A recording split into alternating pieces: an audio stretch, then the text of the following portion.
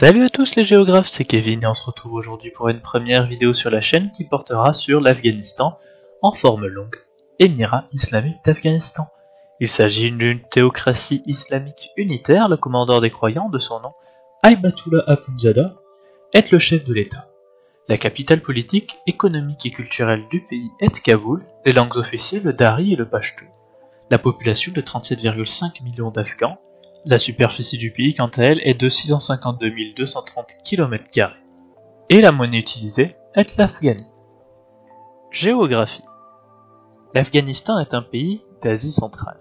Il partage des frontières communes avec le Pakistan au sud, l'Iran à l'ouest, le Turkménistan au nord-ouest, l'Ouzbékistan au nord, le Tadjikistan au nord-est, et enfin la Chine sur la pointe est du pays. Enclavé, il ne dispose donc d'aucun accès maritime, et sa superficie est à peine plus grande que celle de la France. Par ailleurs, c'est un pays au relief montagneux, dont le plus haut mont, le Naushak, culmine à 7485 mètres au-dessus de la mer. Le pays est aussi constitué de plaines désertiques au nord et au sud-ouest. Le climat y est continental et le territoire est fréquemment sujet aux tremblements de terre. Faune et flore. La faune présente sur le territoire s'avère être très pauvre et typique des régions montagneuses. Elle est constituée majoritairement d'ours, de léopards des neiges, de loups, de yaks, de bouquetins, de sangliers et de rapaces. Le sud du pays est une des régions désertiques, et c'est le domaine des porcs épics, des singes rhésus et des mangousses notamment. Le carrefour instable de l'Asie. L'Afghanistan est doté d'un emplacement commercial stratégique dont il jouit encore au XXIe siècle. Dans l'Antiquité, après l'effondrement des royaumes grecs et un bref contrôle exercé par l'empereur Asoka de la dynastie des Maurya, les Yuezhi s'emparent du pays et fondent un grand empire, l'Empire Kushan, s'étendant de l'actuel Iran jusqu'en Inde. D'ailleurs, selon certains historiens, ce serait grâce à cet empire que le bouddhisme se serait étendu jusqu'en Chine, en Corée et au Japon par les voies commerciales et non les conquêtes militaires. Bien plus tard, au XIXe siècle, le peuple afghan fait face aux colons européens. Et si la résistance japonaise a marqué l'histoire, notamment par son incroyable vivacité, la résistance afghane est pour sa part bien moins connue. Et pourtant, avec le pays du soleil levant, l'Afghanistan est la seule nation asiatique à avoir résisté aux grandes puissances européennes. Et cette volonté d'indépendance et de résistance n'est pas endémique au XIXe siècle. En effet, de tout temps, qu'il s'agisse des Perses, des Indiens, des Britanniques ou encore des Russes, les défaites de ces grandes nations furent marquantes en terre afghane. De nos jours, l'histoire retient notamment la bataille de Gandamak en 1842, où les forces britanniques, pourtant plus nombreuses, furent totalement anéanties par les Afghans. Plus tard, durant la guerre froide, les États-Unis ont soutenu le Pakistan face à l'Inde, pays non aligné. L'URSS, de son côté, soutenait l'Afghanistan qui revendique depuis la troisième guerre anglo-afghane, du 6 mai au 8 août 1919, certains territoires pakistanais. Avec ces revendications, l'Afghanistan cherche en réalité à se désenclaver en obtenant un accès stratégique vers la mer d'Arabie. À cette période, plusieurs régimes se succédèrent.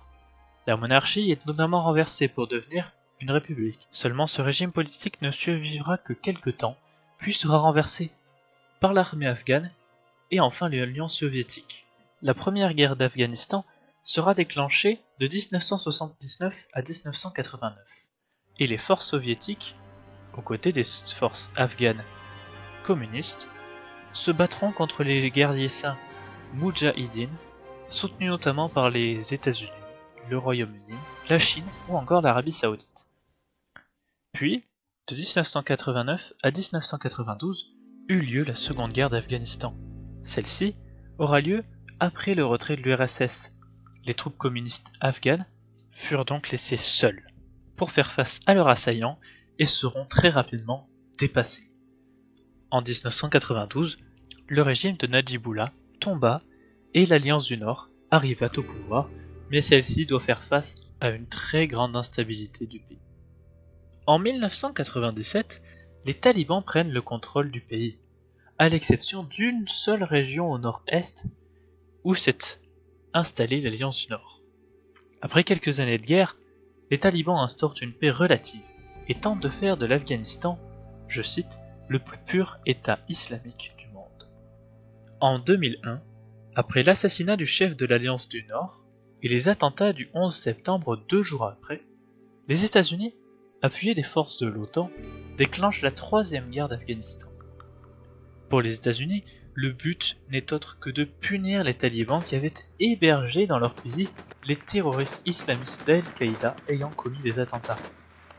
En 2014, après de multiples batailles et revers de situation, les tensions semblent diminuer et l'OTAN se retire peu à peu d'Afghanistan.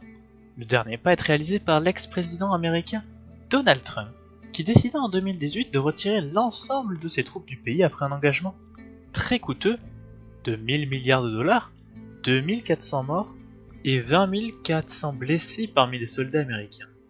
Une décision que son successeur, Joe Biden, honora jusqu'au retrait du dernier avion américain le 30 août dernier. A l'instar du Vietnam en 1975, le retrait américain sera un échec monumental, et les talibans qui attendaient patiemment le retrait des troupes ont ainsi récupéré leur emprise sur le pays. Aujourd'hui, ils contrôlent la majorité de l'Afghanistan, alors que toutes les forces d'intervention étrangères venues notamment d'Amérique et d'Europe ont quitté les terres afghanes. À la suite de cette prise de pouvoir, des centaines de milliers d'Afghans fuient vers les pays étrangers, leur pays, malgré le fait qu'ils aient soutenu par le passé les talibans afin de lutter notamment contre une occupation très cruelle des forces de l'OTAN.